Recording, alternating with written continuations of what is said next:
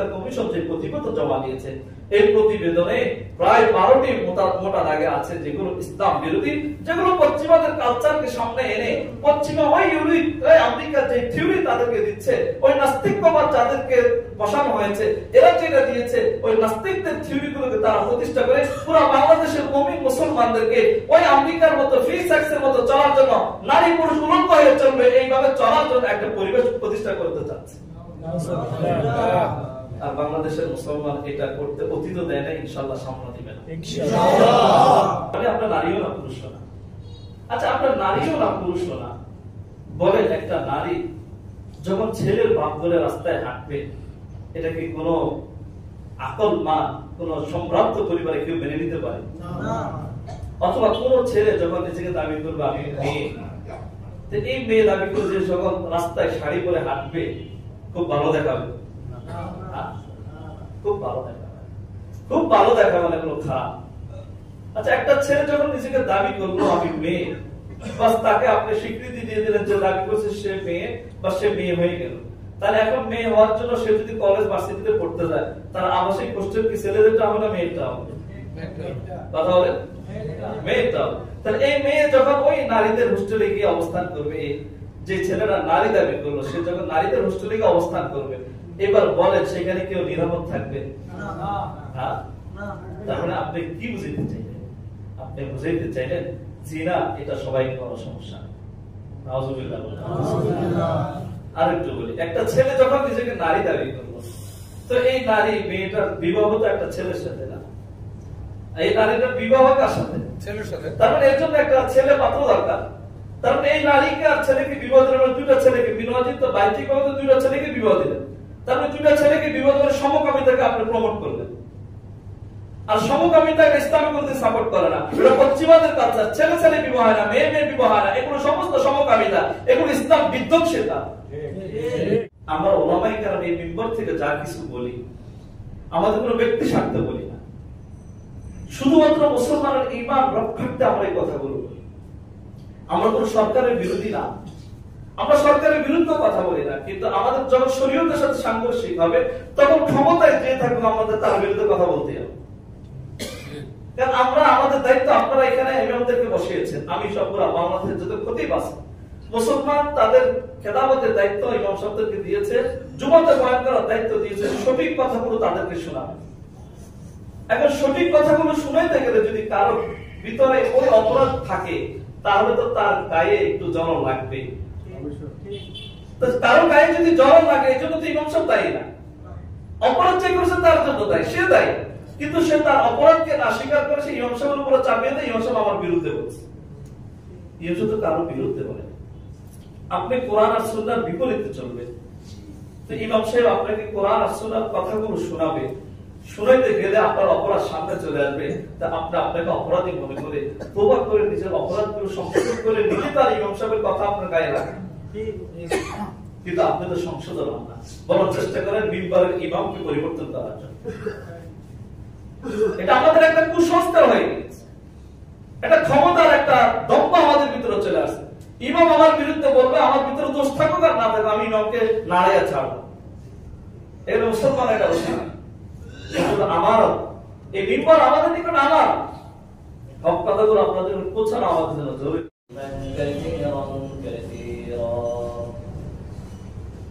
أما بعد فقد قال الله تعالى في كلامه المجيد والفرقان الحميد أعوذ بالله من الشيطان الرجيم بسم الله الرحمن الرحيم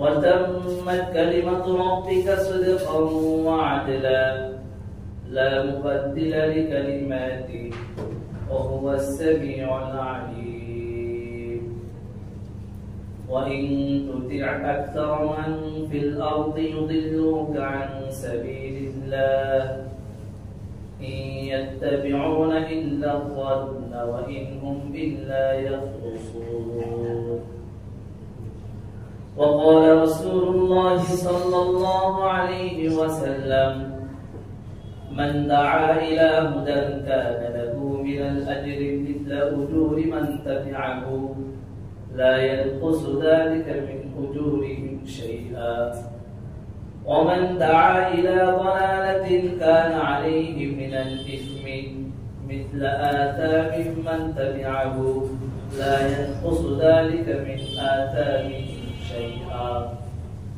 أو كما قال عليه الصلاة والسلام صدق الله العلي العظيم وصدق رسوله النبي الكريم ونحن على ذلك لمن الشاهدين والشاكرين والحمد لله رب العالمين. اللهم صل على محمد وعلى آل محمد كما صليت على إبراهيم وعلى آل إبراهيم إنك حميد مجيد. اللهم بارك على محمد وعلى آل محمد كما باركت على إبراهيم وعلى آل إبراهيم إنك حميد مجيد. سبحانك لا علم لنا إلا ما علمتنا إنك أنت العليم الحكيم. الحمد لله আল্লাহ তাআলার দরবারে লাখো কোটি শুকর ও সুজুদ। রব্বুল আলামিন আমাদেরকে সপ্তাহের পবিত্রতম দিন জুমার দিন জুমার নামাজ আদায়ের লক্ষ্যে মসজিদে এসে কিছু কথা বলা শোনার তৌফিক দান করেছেন। শুকরিয়া আলহামদুলিল্লাহ। আল্লাহ সুবহানাহু ওয়া তাআলা দুনিয়াতে যত কিছু সৃষ্টি করেছেন এর মধ্যে সবচেয়ে সম্মানিত হলো মানুষ। আল্লাহ সুবহানাহু ওয়া তাআলা বলেন ওয়ালাকাদ কাররামনা বানি আদম, আমি বনি আদমকে সম্মানিত করেছি। তার মানে আমরা বনি আদম, আমরা সম্মানিত। আমাদেরকে আশরাফুল মাখলুকাত বলা হয়। আল্লাহ যত সৃষ্টি আছে এর মধ্যে সবচেয়ে মর্যাদাশীল এবং সম্মানিত হলো এই মানব জাতি। কিন্তু আফসোস হলো আমরা প্রত্যেকে নিজের যে সম্মান আর মর্যাদা এটাকে আমরা ভুলে গিয়েছি। আল্লাহ আমাদেরকে সম্মানিত করেছেন, এই সম্মানিত হওয়ার বিষয়টি আমরা ভুলে গিয়েছি। তো মানুষ যখন নিজের সম্মান ভুলে গিয়েছে তখন মানুষ চাইছে তাই করতে পারে। সে তো তার অস্তিত্ব জানে না, সে তো তার মর্যাদা জানে না। দুনিয়াতে মানুষ যেটা মর্যাদা বুঝে ওটাকে কদর করে বেশি। মানুষ বুঝে যে আমার চাকরির অনেক দাম আছে, আমার পদ পজিশনের অনেক দাম আছে, আমার নেতাগিরির অনেক দাম আছে, আমার ওই পদ এই পদের অনেক দাম আমার কাছে আছে। এই কারণে ওই দাম ওই পদ রক্ষা করার জন্য, ওই চাকরি রক্ষা করার জন্য, ওই পজিশন রক্ষা করার জন্য মানুষ জীবন দিয়ে রক্ত দিয়ে হলেও চেষ্টা করে কিনা। কারণ ওই জিনিসের মর্যাদা তার কাছে বুঝে এসেছে। কিন্তু মানুষ হিসাবে যে একটা মর্যাদা আল্লাহ দিয়েছেন, মানুষ হিসাবে যে একটা শান, যে একটা গুরুত্ব, যে একটা পজিশন আল্লাহ দিয়েছেন, এটাকে আমরা বুঝতে পারি। কারণ এটা আমরা না চাইতে পেয়েছি, এটা আমরা না চাইতে পেয়েছি। যে জিনিস আমরা না চাইতে পাই সেটার মূল্য আমাদের কাছে কম থাকে, কিন্তু যেটা পাওয়ার জন্য আমাদেরকে শ্রম দিতে হয়, কষ্ট করতে হয়, ওটার মূল্য আমাদের কাছে অনেক বেশি বেড়ে যায়। তাহলে আল্লাহ আমাদেরকে আশরাফুল মাখলুকাত বানিয়েছেন, সবচেয়ে শ্রেষ্ঠ মাখলুক আমরা। আল্লাহর দরবারে শুকরিয়া দিতে আলহামদুলিল্লাহ। আল্লাহ আমাদেরকে শ্রেষ্ঠ বানিয়েছেন। এর দিকে আমরা নারাজ না খুশি? আচ্ছা, আল্লাহ যদি আমাদেরকে মানুষ না বানিয়ে অন্য কোন মাখলুক বানাইতো, গরু ছাগল বা অন্য কিছু বানাইতো, তা আমাদের কোন অভিযোগ ছিল? কোন সুযোগ ছিল অভিযোগের? কোনো সুযোগ ছিল। কিন্তু না চাইতে আল্লাহ আমাদেরকে তো সম্মানিত বানিয়েছেন, আমরা আমাদের সম্মানটাকে ভুলে যাচ্ছি। আর যে যত বেশি সম্মানিত তার দায়িত্ব তত বেশি থাকে। একজন অফিসের বস যে সবচেয়ে বেশি সম্মানিত তার দায়িত্ব কিন্তু সবচেয়ে বেশি।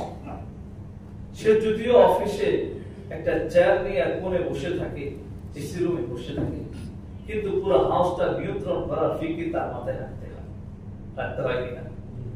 এই পুরো হাউসে পুরো তার অফিসে যতজন কর্মচারী আছে, কর্মচারীদের নিকট সে সবচেয়ে বেশি সম্মানিত, কিন্তু তার কাজ বাহ্যিক ভাবে একবারই নগদ, শুধু বসে থাকা, দুই চারটা কলমের খোঁজা। কিন্তু তার ফিক্রি একটা দায়িত্ব আছে, মেধার একটা দায়িত্ব আছে, এটা সবচেয়ে বেশি, যে আমার কোন স্টাফ কোন পর্যায়ে কি করে, এই দায়িত্ব তার আছে কিনা। বাহ্যিক ভাবে যদিও দেখা যায় তার দায়িত্ব কম, কিন্তু আসলে তার দায়িত্ব অনেক বেশি। পুরা কোম্পানিটা তার দায়িত্বের উপরে, তার এক মেধার উপরে, তার এক শক্তির উপরে নির্ভর করে। সে যদি এলোমেলো করে ফেলে, তাহলে পুরা কোম্পানিটা আস্তে আস্তে অরল হয়ে যাবে, আস্তে আস্তে ডাউনের দিকে যাবে, উন্নতি আর হবে না।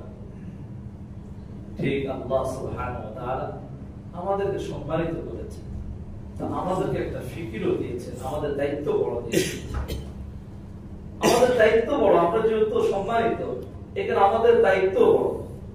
আমাদের দায়িত্ব মানুষকে হেদায়েতের পথে রাখা। আমাদের দায়িত্ব যে পুরা আলম, পুরা সৃষ্টি যে কি করে সুন্দরভাবে চলতে পারে, মানুষ পরস্পরে কিভাবে সুন্দর আর সৌহার্দ্যপূর্ণ আচরণে চলতে পারে, কিভাবে একজন আরেকজনের হক আদায় করতে পারে, কিভাবে প্রত্যেকে আপন জায়গায় মর্যাদাশীল হতে পারে, নারী পুরুষ প্রত্যেকে আপন হক কিভাবে আদায় করতে পারে, প্রত্যেকের আপন জায়গায় নিজের মর্যাদা কিভাবে বুঝতে পারে, ছেলে মেয়ে স্ত্রী সন্তানাদি প্রত্যেকের আপন জায়গা থেকে কিভাবে ধর্মকে পালন করতে পারে, এই ফিকির আমাদের দরকার। আল্লাহর যে অন্যান্য সৃষ্টি আছে তাদের প্রতি আমাদের ইহসান, তাদের প্রতি আমাদের আচরণটা কেমন হবে, তাদের প্রতি আমাদের সৌহার্দ্যপূর্ণ আচরণ কেমন হওয়া দরকার, এই ফিকিরটা আমাদের ভিতরে আসে। আর আমাদের এই উত্তমতা, আমাদের এই মর্যাদাকে ধরে রেখে সামনে অগ্রসর হওয়ার জন্য আল্লাহ সুবহানাহু ওয়া তাআলা আমাদেরকে একটা মূল নীতি দিয়েছেন, সেটা হলো কোরআন। এই কোরআন আল্লাহ আমাদেরকে দিয়েছেন, আমাদের সংবিধান কোরআন, আমাদেরকে পথ প্রদর্শন করবে কোরআন। কোরআন আমাদেরকে যা বলে, কোরআনের ভাষ্য অনুযায়ী রাসূল আমাদের রাহবার সাল্লাল্লাহু আলাইহি ওয়াসাল্লাম, রাসূল যেই পথে আমাদেরকে পথ দেখিয়ে গিয়েছেন, যেই বাণী আমাদের জন্য রেখে গিয়েছেন, আর ওই রাসূলের হাদিস আর আল্লাহ তাআলার কোরআন, এই কোরআন আর সুন্নাহ থেকে নির্গত ইজমা কিয়াস উলামায়ে কেরাম যেটা আমাদের জন্য নির্ধারণ করেছেন, এগুলোকে সামনে রেখে আমাদের জীবন যদি আমরা পরিচালনা করতে পারি, তাহলে ওই যে আল্লাহ আমাদেরকে সম্মানিত করেছেন, ওই সম্মানের জায়গায় আমরা টিকতে পারব। কিন্তু যদি কোরআন সুন্নাহকে যদি আমরা উপেক্ষা করে চলি, কোরআন আর সুন্নাহ যদি আমরা ধারে কাছে না যাই, এটাকে যদি আমরা ফলস করতে চাই, নাউজুবিল্লাহ, যদি এটাকে আমরা বাদ দিতে চাই, তাহলে আমাদের মর্যাদা কি আপন জায়গায় থাকবে? না, আমাদের মর্যাদা আপন জায়গায় থাকবে। এখানে আমাদের মর্যাদাকে আপন জায়গায় রাখার জন্য, আমাদের শান আর মান, আমাদের মর্যাদা, আমাদের গুরুত্ব, আমাদের পজিশন ওই সম্মানের স্থানে রাখার জন্য আমাদেরকে কোরআন আর সুন্নাহকে আঁকড়ে ধরে সামনে অগ্রসর হতে হবে। যদি পারি তাহলে হয়তো আমাদের জীবনে একটা সার্থকতা, সফলতা আসবে, দুনিয়াতেও আসবে, আখিরাতেও আসবে। কিন্তু যদি না পারি, যদি কোরআন আর সুন্নাহকে যদি আঁকড়ে ধরতে না পারি, কোরআন আর হাদিসকে যদি আমরা আঁকড়ে ধরতে না পারি, তাহলে হয়তো আমাদের বাহ্যিক দুনিয়াতে উন্নতি হতে পারে, লেকিন আখিরাত আমাদের একবারে সাক্ষাৎ হয়ে যাবে। খাসিরিন যারা, হতগ্রস্ত যারা, বিপদগামী যারা, কঠিন শাস্তির অন্তর্ভুক্ত যারা, হয়তো আমাদেরকে তাদের অন্তর্ভুক্ত হতে হবে। আল্লাহ আমাদেরকে রক্ষা করুন।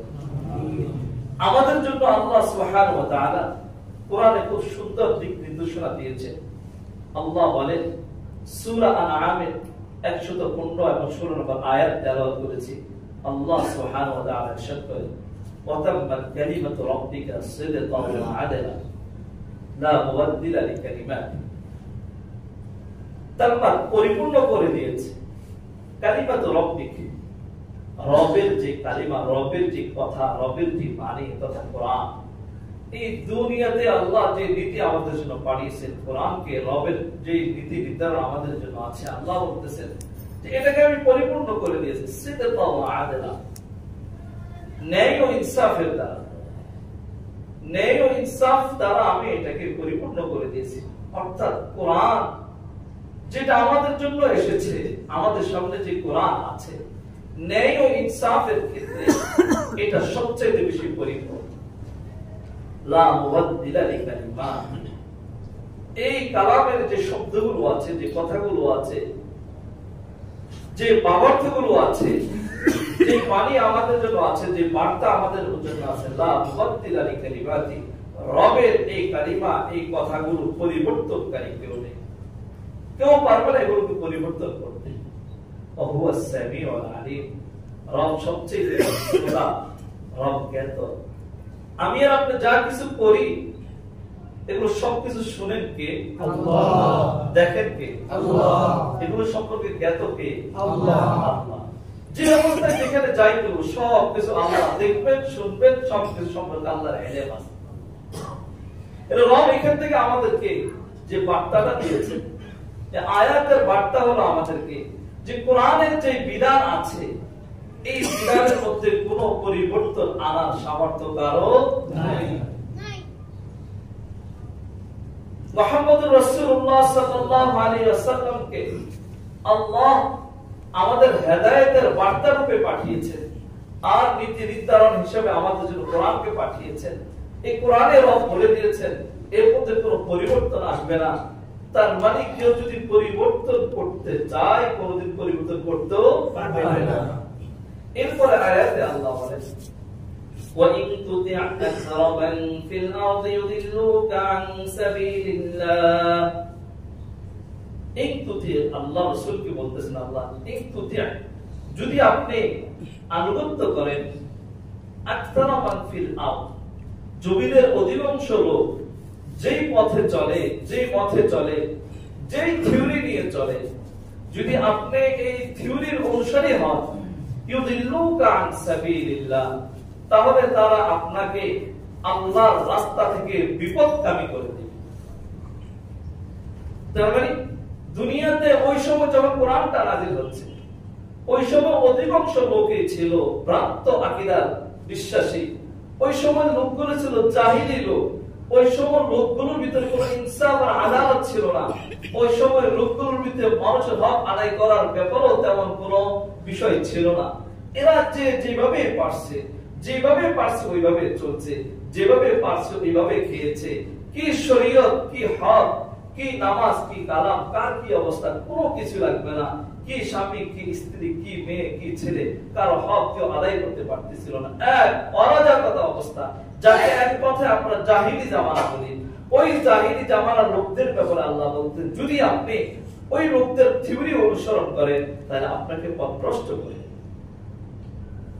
আল্লাহ এখানে রাসূলুল্লাহ সাল্লাল্লাহু আলাইহি ওয়াসাল্লামকে থিওরি দিয়ে দিয়েছেন যে অধিকাংশ লোক যদিও আপনার বিপরীতে, আপনি যে বার্তা তাদেরকে পৌঁছাবেন, এই বার্তা যদিও অধিকাংশ লোকের থিওরির বিপরীতে, আপনি যদি ওই অধিকাংশ লোকের কথা মেনে চলতে যান তাহলে আপনি নবীও পথভ্রষ্ট হবেন।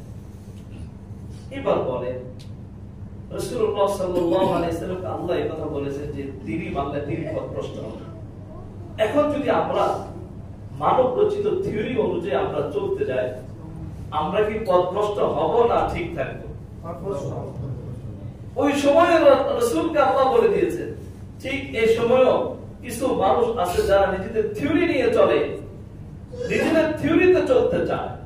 কোরআন আর সুন্নাহর কোনো তার দাঁড়ায় না। কোরআন কোন কথা বলে, হাদিস কোন কথা বলে, রাসূল আমাদের জন্য কি রেখে গিয়েছেন, এই ক্ষেত্রে শরীয়তের বিধান কি, কোরআন কি বলছেন, এই বিষয়টিকে যারা ধারে না, এই সমস্ত লোকদের থিওরি যদি আমরা অনুসরণ করি, তাহলে আমাদের জন্য সঠিক পথ থেকে ভ্রষ্ট হওয়াটাই স্বাভাবিক। এখানে আল্লাহ পরে বলে ইয়াত্তাবিউনা ইল্লা যান্না ওয়া ইনহুম ইল্লা ইয়াখরুসুন। ওই সময় লোকগুলো তো তাদের ধারণার উপরেই, ধারণা বশীভূত হয়ে অনুসরণ করে, ধারণা তাদের ইত্তাবিআল হাওয়া, নিজেদের ভিতর থেকে যেটা আসতো, নিজেদের থিওরিতে যে কথা আসছে, এগুলোর অনুসরণ করতো, মানব রচিত বিধানকে তারা অনুসরণ। ঠিক আদৌ আমাদের জামানায় কিছু লোক তাদের এই মন মেজাজ, তাদের এই থিওরিকে খাটায়। তারা তাদের থিওরি খাটাইয়া যখন দেখে কোরআন আর সুন্নাহর বিরুদ্ধে গেছে এটা, তো তারা কোরআন আর সুন্নাহকে ঠেলে দূরে সরানোর চেষ্টা করে। তারা তাদের জ্ঞান এতটুকুর মধ্যে তারা এটা ভাবে যে আমার জ্ঞানে তো মনে হচ্ছে যে এটা মনে হয় কোরআন সুন্নাহর বিরোধী, এটা মনে হয় শরীয়ত ভালো বলে না, এখানে মনে হয় শরীয়ত এসে বৈষম্য করছে, এখানে মনে হয় শরীয়ত আমাকে ঠকাইছে। শরীয়ত কি কারো কোনোদিন ঠকাইছে? না। তার মানে যারা এগুলো বলতে চায়, তারা নিজেদের মানুষ রচিত নিজেদের থিওরিকে অনুসরণ করে নিজেও ভ্রষ্ট হয়, অন্যদেরকে সঠিক পথ থেকে বিভ্রান্ত করে মিথ্যার পথে, শয়তানের পথে হাঁটানোর এক অপচেষ্টা তারা। মুহতারাম হাজির, আল্লাহ সুবহানাহু ওয়া তাআলা সূরা আলে ইমরানে ইরশাদ করেছেন, ইন্নাদ দীনা ইনদাল্লাহিল ইসলাম। একমাত্র মনোনীত ধর্ম হলো ইসলাম। আল্লাহর নিকট মনোনীত ধর্ম কি? ইসলাম। আল্লাহ সুবহানাহু ওয়া তাআলা সূরা আলে ইমরানের আরেক জায়গায় ইরশাদ করেন, ওয়া মান ইয়াবতাগি গায়রাল ইসলাম দীনান, যারা ইসলাম ব্যতীত অন্য কোন ধর্মকে তালাশ করে, ফালাই ইউকবালা মিনহু, তাদের কোনো আমল আল্লাহর কাছে কবুল হবে না। ওয়া ফিল আখিরাতি মিনাল খাসিরিন, এবং সে আখিরাতে ক্ষতিগ্রস্তদের অন্তর্ভুক্ত হবে। এই দুটি আয়াত আমাদেরকে বুঝিয়ে দিয়েছে যে আল্লাহর নিকট মনোনীত ধর্ম ইসলাম, আর ইসলাম ব্যতীত অন্য কোন ধর্ম আমরা পালন করতে যাব তো আমরাও ক্ষতিগ্রস্ত হয়ে যাব। এই পর্যন্ত আলোচনা থেকে এটা বুঝলাম যে আমাদের থিওরি, আমাদের মানুষ রচিত থিওরি, এটা মানুষের হেদায়েতের পথে আনতে পারে না, বরং মানুষকে ভ্রষ্ট করে। একমাত্র কোরআন আর হাদিস, যে বিধান আল্লাহ রাসূল আমাদেরকে দিয়েছেন, এটাই একমাত্র সঠিক পথ। আর আমাদের সঠিক পথের মূল থিওরি হলো ইসলাম। মূল থিওরি কি? ইসলাম। ইসলাম ছাড়া অন্য কোন ধর্ম গ্রহণযোগ্য নেই। আল্লাহ সুবহানাহু ওয়া তাআলা সূরা মাইদাতে ইরশাদ করেন, আল-ইয়াওমা আকমালতু লাকুম দীনাকুম ওয়া আতমামতু আলাইকুম নি'মাতি ওয়া রাদিতু লাকুমুল ইসলাম দীনান। বিদায় হজের ভাষণে রাসূলুল্লাহ সাল্লাল্লাহু আলাইহি সাল্লাম সাহাবী রাদিয়াল্লাহু তাআলা আনহুদের সামনে এই আয়াত পাঠ করে শোনালেন। আল্লাহ ওই দিনে আয়াতকে নাযিল করলেন। সূরা মাইদার 3 নম্বর আয়াত, আল্লাহ বলেন, আল-ইয়াওমা আকমালতু লাকুম, আজ আমি তোমাদের জন্য পরিপূর্ণ করে দিয়েছি দীনাকুম, তোমাদের ধর্মকে। কাদেরকে বলতেছেন? উম্মতে মুহাম্মাদিয়া। কাদেরকে? আমরা কি উম্মতে মুহাম্মাদের অন্তর্ভুক্ত না?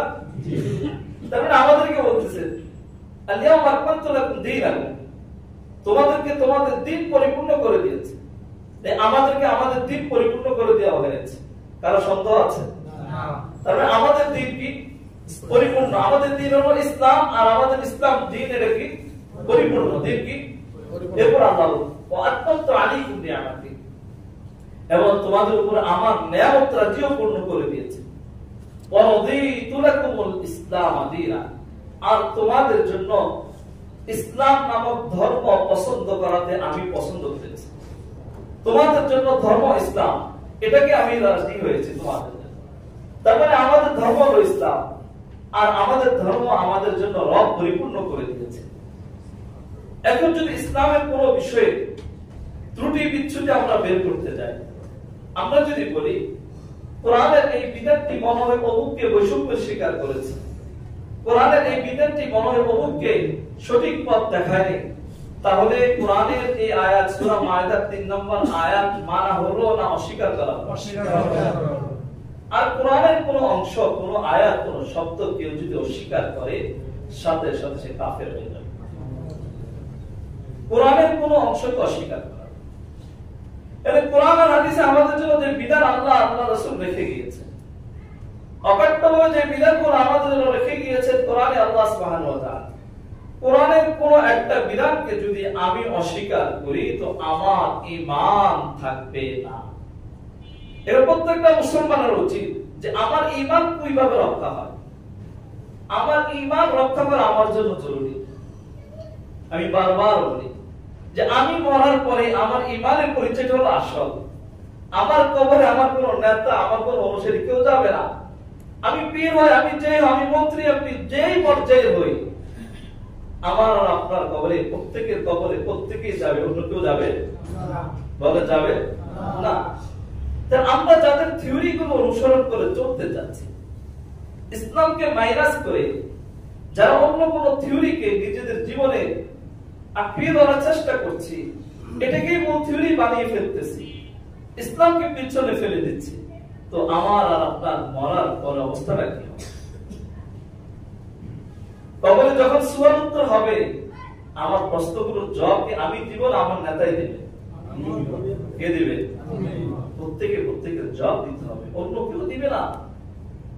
এখানে আমার আর আপনার মানব জীবনে, মানুষের সমাজে যখন আমরা চলবো, এই যেটুকু হায়াত আল্লাহ আমাকে আপনাকে দিয়েছে, এই হায়াতে চলার ক্ষেত্রে কোরআন আর সুন্নাহকে আমাকে প্রাধান্য দিতে হবে। চাই আমার থিওরি এটা ধরুক অথবা না ধরুক, আমার বুঝে আসুক অথবা না আসুক, আমার যুক্তিতে মিলুক আর না মিলুক, কোরআন সুন্নাহ বলেছে এটা মানতে, তো এটা আমাকে মানতে হবে। এর বিরুদ্ধে যাওয়া, নিজেকে ইসলামের সাথে সংঘর্ষ নিয়ে নিজেকে কাফের আর বেঈমান বানানো। আল্লাহ আমাদেরকে হেফাজত করুন। বর্তমান সময়ে আমাদেরকে ঈমান থেকে দূরে সরানোর জন্য, কোরআন আর সুন্নাহর বিরুদ্ধে কাজে লাগানোর জন্য হার লাইনে প্রত্যেকের মেহনত চলতেছে, বহুত লোকের মেহনত চলতেছে।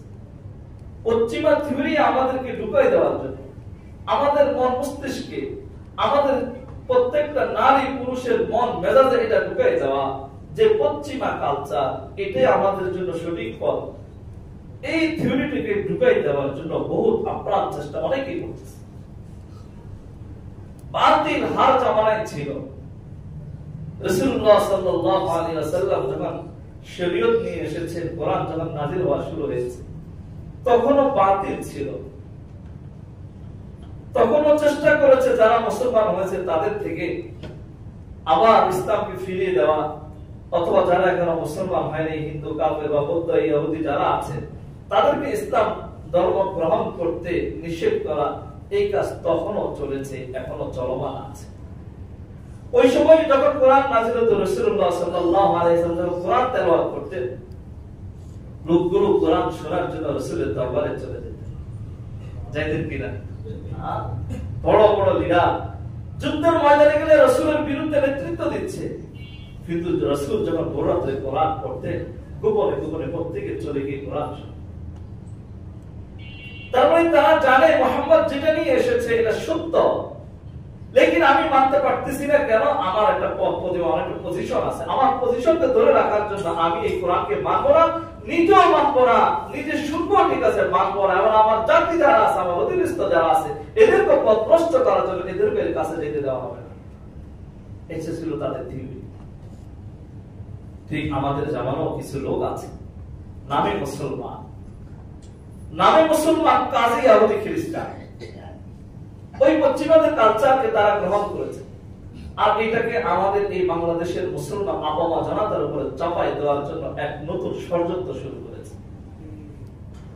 আর নতুন ষড়যন্ত্রের অন্তর্ভুক্ত হলো, গত সপ্তাহ বলেছি, বর্তমান অন্তর্বর্তী সরকারের নারী কমিশন সুপারিশের জন্য যেই কয়েকজনকে নারী কমিশনে দেওয়া হয়েছে, এই প্রত্যেকটা নারী, প্রত্যেকটা কমিশনের প্রত্যেকটা লোকই চাচ্ছে যে বাংলাদেশের মুসলমানের ভিতরে ঈমান আমল না থাকুক, এগুলো নষ্ট হয়ে যায়।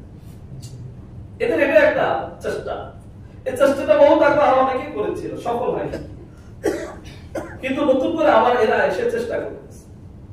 আফসোসের বিষয় হলো অন্তর্বর্তীকালীন সরকার অনেকগুলো কমিশন গ্রহণ করেছে, প্রত্যেক কমিশন তাদের প্রতিবেদন জমা দিয়েছে। অন্যান্য প্রতিবেদনের ব্যাপারে এত উচ্ছ্বাসিত তার দেখা যায় না, কিন্তু নারী প্রতিবেদন যখন জমা হয়েছে যেটুকু উচ্ছ্বাসিত তাকে দেখা গিয়েছে। সে তার আইডি থেকে এটাকে প্রমোট করেছে, সে বলতে চাচ্ছে এটাকে তাড়াতাড়ি তারা থাকতে থাকতে এটাকে এস্টাবলিশ করে দেন। কিন্তু এই নারী কমিশনের মোটা দাগে 12টি জায়গা আছে যেটা সম্পূর্ণ কোরআনের স্পষ্ট আয়াতের বিপরীত। এবার বলেন যে ধারাগুলো কোরআনের আয়াতের বিপরীতে আছে, এই ধারাগুলো যদি আমরা মুসলমানরা মেনে নিই, নারীগুলো যে বলে যদি মেনে নিই, আমাদের ঈমান থাকবে না। আমাদের ঈমান, তাহলে ঈমান রক্ষার জন্য আমাদের বিপদ থেকে কথাগুলো বলতে হয়। আপনাদেরকে আমি আরেকটা কথা বলি, আমরা ওলামাই কেরাম এই মিম্বর থেকে যা কিছু বলি আমাদের কোনো ব্যক্তি স্বার্থে বলি না, শুধুমাত্র মুসলমানের ঈমান রক্ষার্থে আমরা এই কথাগুলো বলি। আমরা কোন সরকারের বিরোধী না, আমরা সরকারের বিরুদ্ধে কথা বলি না, কিন্তু আমাদের যখন শরীয়তের সাথে সাংঘর্ষিক হবে তখন ক্ষমতায় যে থাকবে আমাদের তার বিরুদ্ধে কথা বলতে হবে। কারণ আমরা আমাদের দায়িত্ব, আপনারা এখানে ইমামদেরকে বসিয়েছেন, আমি সবগুলা বাংলাদেশের যত খতিব আছে মুসলমান তাদের খেলাফতের দায়িত্ব ইমাম সাহেবদেরকে দিয়েছে, জুমাতে বয়ান করার দায়িত্ব দিয়েছে, সঠিক কথাগুলো তাদেরকে শোনাবে। এখন সঠিক কথাগুলো শুনাইতে গেলে যদি কারো ভিতরে ওই অপরাধ থাকে তাহলে তো তার গায়ে একটু জ্বলন লাগবে। কারো গায়ে যদি জ্বলন লাগে এই জন্য তো ইমাম সাহেব দায়ী না, অপরাধ যে করেছে তার জন্য দায়ী, সে দায়ী, কিন্তু সে তার অপরাধকে না স্বীকার করে সে ইমাম সাহেবের উপরে চাপিয়ে দেয় ইমাম সাহেব আমার বিরুদ্ধে বলছে। ইমাম সাহেব তো কারো বিরুদ্ধে বলে, আপনি কোরআন আর সুন্নাহর বিপরীতে চলবে, তো ইমাম সাহেব আপনাকে কোরআন আর সুন্নাহর কথাগুলো শোনাবে, শুনাইতে গেলে আপনার অপরাধ সামনে চলে আসবে, তা আপনি আপনাকে অপরাধী মনে করে তওবা করে নিজের অপরাধগুলো সংশোধন করে নিজে তার ইমাম সাহেবের কথা আপনার গায়ে রাখেন। কিন্তু আপনি তো সংশোধন হন না, বরং চেষ্টা করেন মিম্বরের ইমামকে পরিবর্তন করার জন্য। এটা আমাদের একটা কুসংস্কার হয়ে গেছে, একটা ক্ষমতার একটা দম্ভ আমাদের ভিতরে চলে আসছে। ইমাম আমার বিরুদ্ধে বলবে, আমার ভিতরে দোষ থাকুক আর না থাকুক আমি ইমামকে নাড়িয়ে ছাড়বো, এর মুসলমান এটা উচিত না। আমার এই মিম্বর আমাদের নিকট আমার হক কথাগুলো আপনাদের পৌঁছানো আমাদের জন্য জরুরি। তো নতুন কমিশনার যে নতুন নারী কমিশন যে সুপারিশগুলো করেছে কয়েকটার ব্যাপারে গত সপ্তাহ বলেছিলাম, আজকে আরেকটি বলি, আশ্চর্য হয়ে যাবেন। শুনেন, প্রত্যেক নারী পুরুষের একটা বয়স আছে, বয়স হওয়ার পরে নারীদের একটা অসুস্থতা মাসিক আসে কিনা আপনারা মনে হয় জানেন, আসে কিনা? নারীদের এই অসুস্থতা এটা নারীর শারীরিক গঠনের জন্য উপকারী। ভিতরের একটা নাপাক, একটা কষ্ট, একটা রক্ত থাকে নাপাক, এই নাপাক যদি মাসে মাসে বের না হয় তো ওই শরীরটা সুন্দরভাবে গড়তে প্রতিবন্ধক হয়। এখানে বয়স হলে এটাকে বের করতে হয়, এটাকে যেটাকে আমরা পরিভাষা বলে হাইজ বলে, আপনারা আপনাদের সাথে মিন্স বলেন বা যে যেটাই বলেন, আরবি শব্দ হাইজ। আল্লাহ সুবহানাহু ওয়া তাআলা সূরা বাকারার মধ্যে ইরশাদ করেছেন, ইয়াসআলুনাকা আনিল মাহিদ কুল হুয়া আদান ফা'তাযিলুন নিসা ফিল মাহিদ। আপনাকে হাইজের সম্পর্কে জিজ্ঞাসা করা হবে, আপনি বলে দিন। নবীকে বলতেছেন আপনাকে জিজ্ঞাসা করবে ইয়াসআলুনাকা আনিল মাহিদ, হাইজ সম্পর্কে, কুল হুয়া আদা, বলে দিন এটা একটা নাপাক, ফা'তাযিলুন নিসা ফিল মাহিদ, যখন মহিলাদের এই বিশেষ সময় আসে তোমরা তাদের থেকে ওই বৈবাহিক সম্পর্কে ওই কাজটা ব্যতীত ওই কাজটা থেকে দূরে থাকো, বাকি কাজগুলো করতে পারো। কিন্তু আমাদের নারী নীতির মধ্যে যে জিনিসটা আসছে তারা বুঝাইতে চাচ্ছে এই মাসিক এটা হওয়া এটা নাকি নারী স্বাধীনতার একটা প্রতিবন্ধক, নারীরা বেড়ে ওঠার জন্য এটাও নাকি প্রতিবন্ধক। কোন থিওরিতে এরা চলে আমি এটা বুঝতে, কিসের থিওরি? একটাই থিওরি, এমন অনেকগুলো ধারা আছে, প্রায় 12টা ধারা আছে, গত সপ্তাহ কয়েকটা আলোচনা করেছে। তারা ট্রান্সজেন্ডার প্রমোট করতে চাচ্ছে। ট্রান্সজেন্ডার মানে আপনার নারীও না পুরুষও না। আচ্ছা, আপনার নারীও না পুরুষও না, বলেন একটা নারী যখন ছেলের বাপ ধরে রাস্তায় হাঁটবে, এটা কি কোনো আকল মান কোন সম্ভ্রান্ত পরিবারে কেউ মেনে নিতে পারে? অথবা কোন ছেলে যখন নিজেকে দাবি করবে আমি মেয়ে, এই মেয়ে দাবি করে যখন রাস্তায় শাড়ি পরে হাঁটবে খুব ভালো দেখাবে, খুব ভালো দেখাবে, খুব ভালো দেখাবে মানে কোনো খারাপ। আচ্ছা, একটা ছেলে যখন নিজেকে দাবি করলো আমি মেয়ে, বাস তাকে আপনি স্বীকৃতি দিয়ে দিলেন যে দাবি করছে সে মেয়ে বা সে মেয়ে হয়ে গেল। তাহলে এখন মেয়ে হওয়ার জন্য সে যদি কলেজ ভার্সিটিতে পড়তে যায়, তার আবাসিক হোস্টেল কি ছেলেদেরটা হবে না মেয়েটা হবে? কথা বলেন, মেয়েটা হবে। তাহলে এই মেয়ে যখন ওই নারীদের হোস্টেলে গিয়ে অবস্থান করবে, যে ছেলেরা নারী দাবি করলো সে যখন নারীদের হোস্টেলে গিয়ে অবস্থান করবে, এবার বলেন সেখানে কেউ নিরাপদ থাকবে? হ্যাঁ, তার মানে আপনি কি বুঝাইতে চাইলেন? আপনি বুঝাইতে চাইলেন জিনা এটা সবাইকে বড় সমস্যা। নাউজুবিল্লাহ। আরেকটু বলি, একটা ছেলে যখন নিজেকে নারী দাবি করলো, তো এই নারী মেয়েটার বিবাহ তো একটা ছেলের সাথে না, এই নারীটার বিবাহ কার সাথে? ছেলের সাথে। তার মানে এর জন্য একটা ছেলে পাত্র দরকার।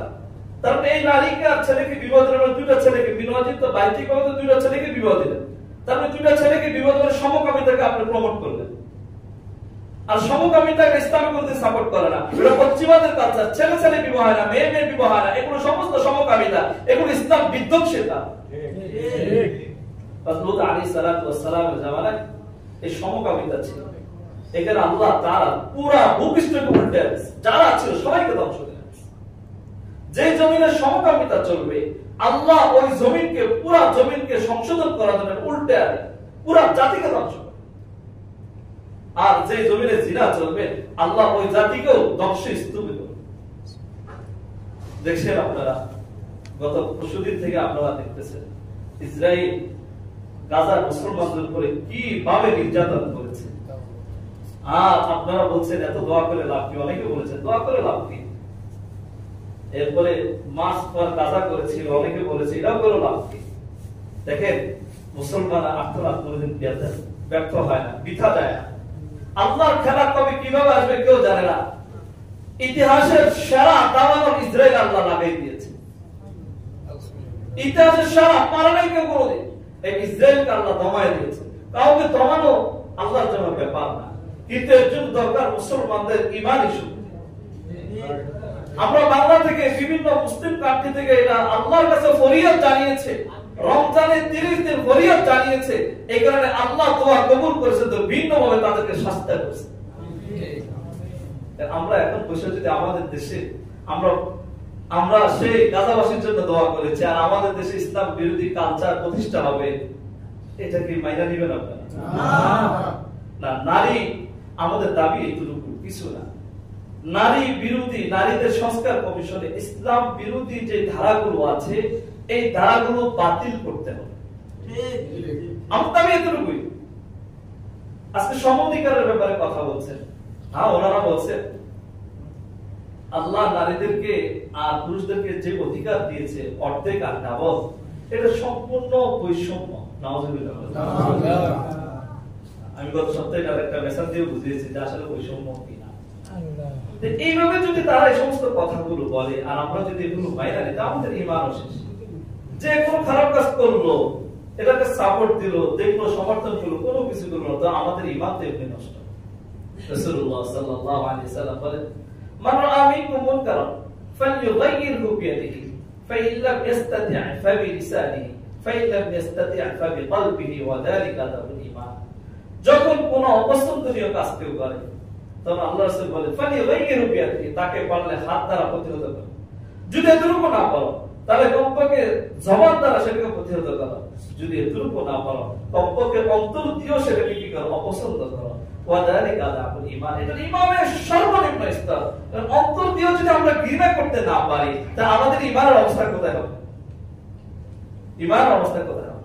কিন্তু এটা ঈমান আমাদের এটা জানার আগে যেটা জানতে হবে, এটা ঘৃণা করার জন্য আমাদের জানতে হবে। এই জানানোর জন্য বয়ান না, এই জানানোর জন্য বিপদ থেকে আপনাদেরকে জানানো যে এই যে নারী সংস্কার কমিশন যে প্রতিবেদন জমা দিয়েছে, এই প্রতিবেদনে প্রায় 12টি মোটা দাগে আছে যেগুলো ইসলাম বিরোধী, যেগুলো পশ্চিমাদের কালচারকে সামনে এনে পশ্চিমা ওই আমেরিকার যে থিওরি তাদেরকে দিচ্ছে, ওই নাস্তিকবাদ যাদেরকে বসানো হয়েছে, এরা যেটা দিয়েছে ওই নাস্তিকদের থিওরিগুলোকে তারা প্রতিষ্ঠা করে পুরো বাংলাদেশের মুমিন মুসলমানদেরকে ওই আমেরিকার মতো ফ্রি সেক্সের মতো চলার জন্য, নারী পুরুষ উলঙ্গ হয়ে চলবে এইভাবে চলার জন্য একটা পরিবেশ প্রতিষ্ঠা করতে চাচ্ছে। আর বাংলাদেশের মুসলমান এটা করতে অতীত দেয় না, ইনশাআল্লাহ সামনে দিবে না। এই কারণে এই প্রতিবাদকে জানানোর জন্য আমরা এর সাথে একমত না, কোরআনের এই ধারাগুলো যেগুলো কোরআনের বিপরীত, এই ধারাগুলোর বিপরীতে আমরা এগুলো মাইনা নিই না। এই মাইনা না নিই যাতে করে মুসলমান না মাইনা দেয়, সরকার যদি কোনো পরিবর্তন করে, এই জন্য আগামীকালকে সরার উদ্যানে এক প্রতিবাদ সমাবেশ আছে। যারা পারেন, যাদের সময় আছে ইনশাআল্লাহ অংশগ্রহণ করবে। আজকেও মিছিল হবে যে আমরা প্রতিবাদ জানাই, আমাদের তো কমপক্ষে প্রতিবাদটুকু তো আমরা জানাইতে পারি। আজকে জুমার পরে মিছিল হবে আমাদের এখানে উত্তরপাড়া পর্যন্ত, যারা পারি মিছিলে অংশগ্রহণ করবো। আমাদের ইমানি দায়িত্ব যেটুকু, আমরা সরকার নামানোর জন্য কখনো বলবো না, কোন সরকারকে, তত্ত্বাবধায়ক সরকার হোক আর যে কোন সরকার হোক, আমাদের কথাই ইসলাম বিরোধী আপনি কাজ করবেন, তো আমরা ওই কাজের বিরোধিতা করবো। এখন এটা যার গায়ে লাগবে তাতে আমাদের কিছু আসে যায় না। আল্লাহ আমাদের প্রত্যেককে বুঝে কোরআন সুন্নাহর আলোকে নিজেদের জীবনকে গঠন করার তৌফিক দান করুন। আমিন। সুবহানাকাল্লাহুম্মা ওয়া বিহামদিকা আশহাদু আল্লা